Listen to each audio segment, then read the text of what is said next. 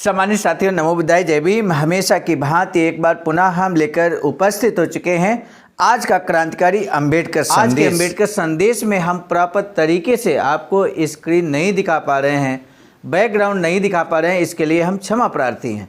सम्मानित साथियों, आज के अंबेडकर संदेश में छात्रों के लिए जो विशेष होने वाला है, बाबा साहब इस बात को कहते हैं कि 5 गुणों को छात्रों को जरूर अपना लेना चाहिए। खासकर मेच्योर छात्रों से वो उम्मीद करते हैं। सिद्धार्थ कॉलेज के छात्रों को संबोधित, औरंगाबाद के मिलिंद महाविद्यालय के छात्रों को संबोधित करते हुए बाबा साहब आज का ये शानदार स्पीच यहाँ पर रखते हैं, जो हम आपके समक्ष प्रस्तुत करने जा रहे हैं। वो 5 तत्व कौन से, ये जानना बहुत दिलचस्प रहेगा। साथ ही साथ बाबा साहब इस बात को भी लेकर कहते हैं कि आखिर उन्होंने इस महाविद्यालय की जब स्थापना की तो मिलिंद महाविद्यालय नाम क्यों रखा, कौन थे मिलिंद, आखिर मिलिंद से नाम से महाविद्यालय के छात्रों को या अन्य सभी को क्या प्रेरणा मिल सकती है। तो आज के इस अंबेडकर संदेश में विस्तार से हम लोग जानने वाले हैं कि विद्या, प्रज्ञा, करुणा, शील और मैत्री, इन 5 तत्वों के आधार से हर छात्र अपना चरित्र बनाए।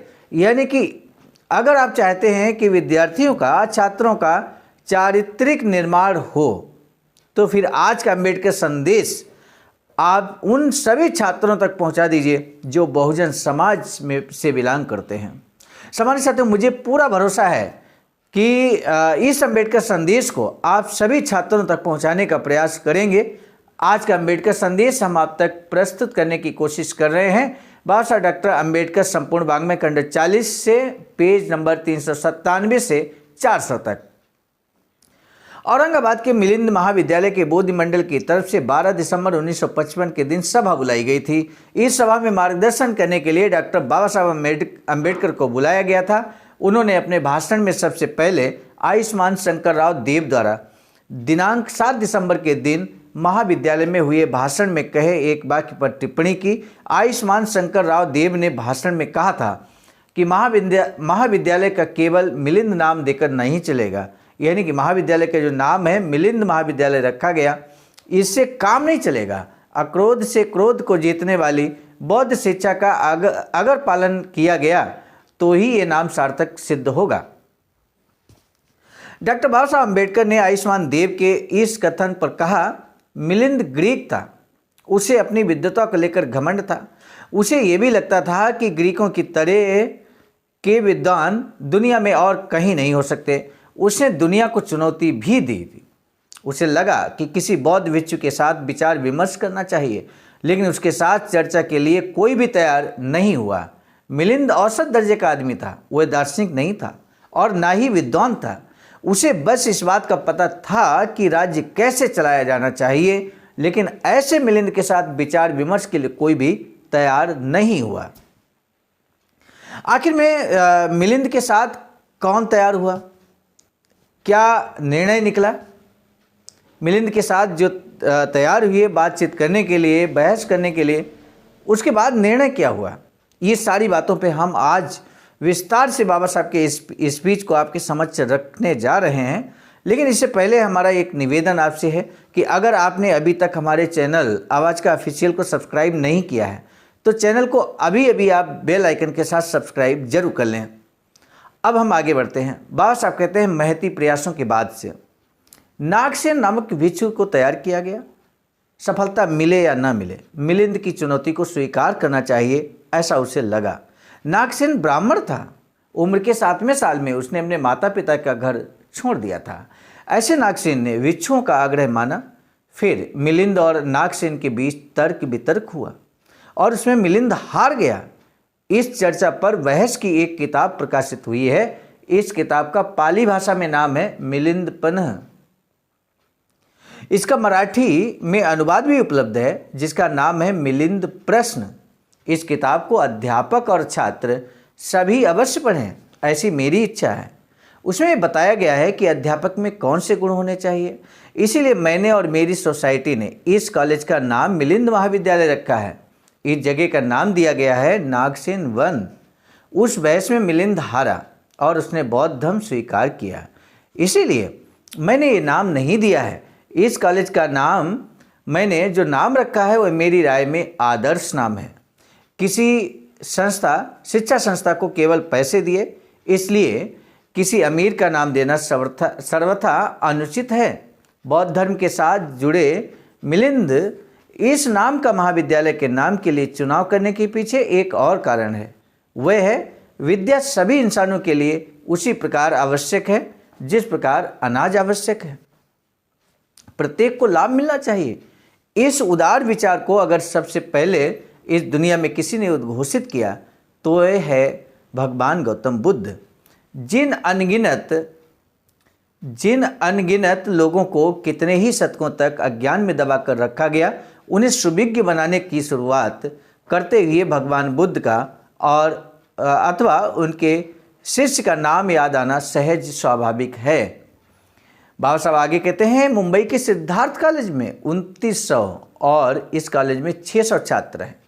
मैंने इस कॉलेज का भार बहुत वहन किया है। कॉलेज का नाम मिलिंद दिए जाने का लेकर धम्मपद का एक श्लोक श्री शंकरराव देव ने आपको बताया, वह इस प्रकार है। अक्रोधेन जयत क्रोधम, अर्थात अर्थ है, उन्होंने कहा है कि क्रोध को अक्रोध से जीतना चाहिए। मैं बहुत गुस्सैल हूँ, ये पूरी दुनिया जानती है। ये बाबा साहब के शब्द हैं। बाबा साहब स्वयं के लिए कहते हैं, मैं बहुत गुस्सैल हूँ, ये पूरी दुनिया जानती है। आयुष्मान देव कहते हैं कि इंसान को अपने मन से क्रोध को निकाल देना चाहिए। आयुष्मान देव कहते हैं इंसान को क्रोध को निगलना चाहिए। मुझे लगता है कि आयुष्मान देव का पठन कुछ अधूरा है, उन्होंने ठीक से नहीं पढ़ा। भगवान बुद्ध ने राग यानी क्रोध पर जो व्याख्यान दिया है उसे अगर वह पूरा पढ़ते तो इस प्रकार के उद्गार वह नहीं निकालते। इंसान अगर क्रोधी हो तो उसकी आलोचना नहीं करनी चाहिए। क्रोध दो तरह के होते हैं, द्वेष मूलक होता है और प्रेम मूलक होता है।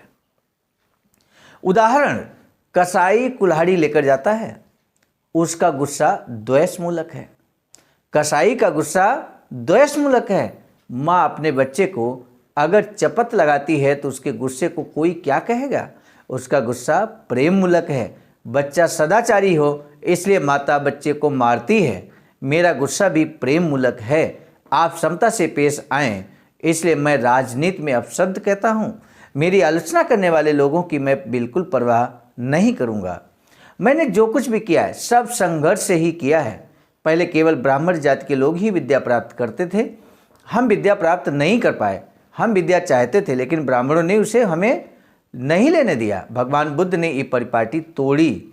एक बार भगवान बुद्ध से लोहित नाम के एक ब्राह्मण ने सवाल पूछा कि तुम सबको विद्या क्यों सिखाते हो।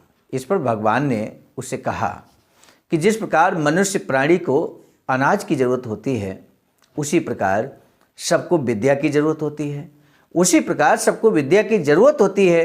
इस जमा प्राणी सोच विचार का ये तरीका सबसे पहले भगवान बुद्ध ने ही शुरू किया है और इस बीच जोर तालियां समाज की ओर से होती हैं। विद्या एक तरह की तलवार है, ये दो धारी तलवार है। उससे दुष्टों का संहार किया जा सकता है और दुष्टों से अपनी रक्षा भी की जा सकती है। यानी कि दो तरह से दो धारी तलवार है, दुष्टों का संहार किया जा सकता है और दुष्टों से अपनी रक्षा भी की जा सकती है। कहा भी गया है कि स्वदेशे पूज्यते राजा विद्वान सर्वत्र पूज्यते। आप सब लोग विद्या सीखने के लिए यहाँ आए हैं, लेकिन मेरी राय में केवल विद्या ही पवित्र नहीं हो सकती।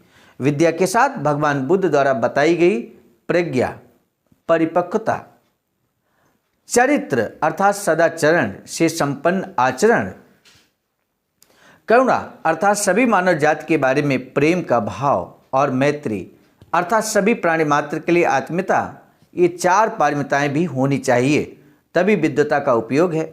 विद्या के साथ अगर मानव के पास करुणा नहीं होगी तो एक कसाई ही है, ऐसा मुझे लगता है। करुणा अर्थात मनुष्य का प्रेम से प्रेम, मनुष्य का मनुष्य से प्रेम, मनुष्य को इससे भी आगे जाना चाहिए, उसे मैत्री प्राप्त करनी होगी। ये सोच भगवान बुद्ध ने रखी। मैं अपने जैसा विद्वान भारत में देखना चाहता हूँ। सभी धर्मों में श्रेष्ठ धर्म अगर कोई होगा तो वह है भगवान बुद्ध का बौद्ध धर्म। अन्य धर्म निरर्थक हैं। मेरे धर्म में ईश्वर का कोई स्थान नहीं है। लोग बताते हैं कि ईश्वर ने सृष्टि का निर्माण किया, उससे निराकार से साकार और साकार से निराकार निर्माण किए, लेकिन इस दुनिया में साकार चीज़ें पहले थीं और हैं। ईश्वर अगर होता तो इस बात की ओर ध्यान नहीं देता, ऐसा नहीं होता। इसलिए ईश्वर है, ये कल्पना ही झूठी है। भगवान अगर होगा भी तो रोज़मर्रा की ज़िंदगी में उसका बेकार अड़ंगा क्यों रहे। मेरे धर्म में आत्मा का भी स्थान नहीं है। बौद्ध धर्म की नींव दुख दूर करना है। वही धर्म मेरी राय में सर्वश्रेष्ठ है, जो मनुष्य का दुख दूर करता है। अन्य धर्म मनुष्य और ईश्वर के काल्पनिक संबंधों के आधार पर बने हुए हैं। दुनिया में कुछ डरपोक लोग होते हैं। इंसान को अकेले चलने का साहस दिखाना चाहिए। मैं अकेले चलने का साहस रखता हूँ, करता हूँ। मेरे पीछे भले हजारों लोग न हों, मैं उनकी परवाह नहीं करता। यह उनके बारे में बेकार की चिंता भी नहीं करता। बाबा साहब एक एग्जाम्पल देते हैं। एक डॉक्टर पिकविक और उसके 4 दोस्त थे। उसने अपने दोस्तों से कहा, मैं आपको मेला दिखाता हूँ। अपने दोस्तों के साथ एक गांव में गया। वहाँ उन्होंने 2-3 कमरे किराए पर लिए। उस गांव में चुनाव थे। डॉक्टर पिकविक की कंपनी से सैम बेलर नाम के एक लड़के को उसके साथ उसकी सेवा के लिए रखा गया था। चुनावों की धूमधाम देखने के लिए वह उस कमरे से बाहर देखने की कोशिश करने लगा। दरवाजा खोलने और बंद करने लगा। डरपोक डॉक्टर पिकविक ने उससे पूछा कि तुम यहाँ क्या कर रहे हो। उसने जवाब दिया, सर वहाँ विशाल जनसमूह इकट्ठा हुआ है। सैम बेलर बाहर निकलने की कोशिश करने लगा। तब डॉक्टर ने उसे चेताया कि विशाल जनसमूह के साथ जाना, छोटे विशाल जनसमूह के साथ नहीं जाना। उसके बाद एक बार फिर बताया, यह बड़ा विशाल जनसमूह जहाँ जाए वहाँ जाना अथवा उसके पीछे जाना। लेकिन मैं आपसे केवल इतना कहना चाहता हूँ कि ऐसे विशाल जनसमूह के पीछे नहीं जाना। विद्या, प्रज्ञा, करुणा, चरित्र और मैत्री, इन 5 तत्वों के अनुसार मिलिंद महाविद्यालय के हर एक छात्र को अपना चरित्र बनाना होगा। इस राह से अकेले ही जाना पड़े तब भी धैर्य और निष्ठा बनाए रखकर जाना होगा। महाजनों येन गतः सपंथा।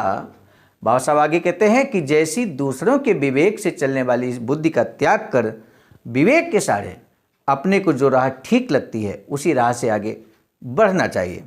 सामान्य साथियों, आज का अंबेडकर संदेश में हम प्राप्त तरीके से आपको बैकग्राउंड नहीं दिखा पाए।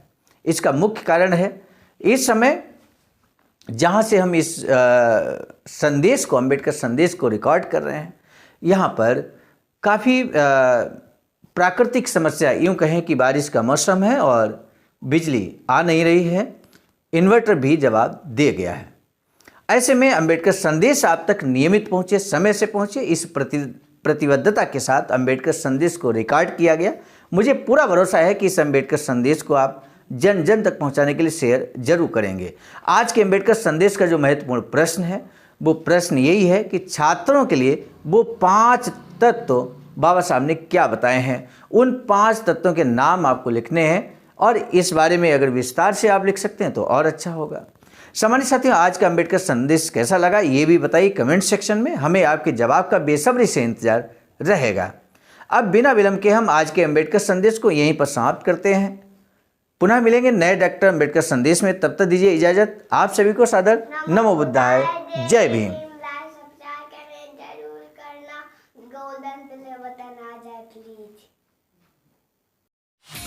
सामान्य साथियों, यदि आप हमारे इस चैनल आवाज़ का ऑफिशियल, जिस पर नियमित सुबह 5 बजे डॉक्टर अंबेडकर संदेश आपको मिलता है, आप हमारे इस चैनल को सपोर्ट करना चाहते हैं तो हमारा आपसे निवेदन है कि आप हमारे इस चैनल को सब्सक्राइब कर लें, वीडियो को शेयर, लाइक, कमेंट जरूर करें।